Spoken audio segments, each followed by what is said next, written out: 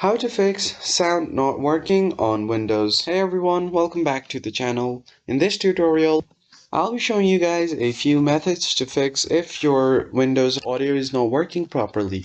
Now let's jump right into the video. The very first thing that you need to do is open up your settings and run a troubleshooter. So just search for settings on the search bar, open it up, and on the left side head over to System. Then scroll down, find Troubleshoot, and then click on Other Troubleshooters. Now from here you just want to run a troubleshoot for audio, and if your computer finds any problem, it will ask you to fix itself, so just allow it to do that. The second method is to open up your services, so just search for services on the search bar. And click on anything and type in audio.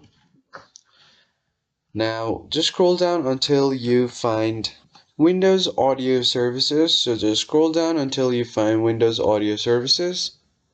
And once you find it, just click on Windows Audio and make sure that the startup type is set to automatic. And once you do that, click on Apply and then OK. And then restart. Do the same thing for the Endpoint Audio Builder. Just go to automatic and make sure that the startup type is automatic. Click on apply and then OK, and then restart this service as well. Now then you can just close this out.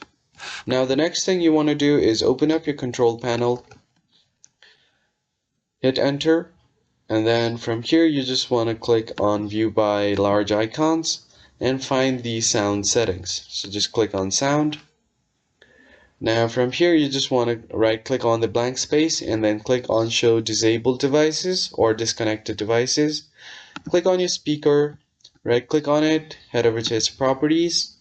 Now from here you just want to click on advanced, and here you can test which one is the best one for you and select the best one. Now click on apply and then OK, and you should be good to go.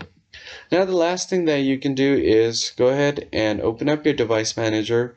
So right click on your Windows icon and head over to device manager. And once your device manager is open, you just want to head over to audio inputs. So here on the output, click on speaker, right click on it and update the driver. So search automatically, and if it says the best driver is already installed, then you're good to go. Just restart your PC once and your problem should be gone.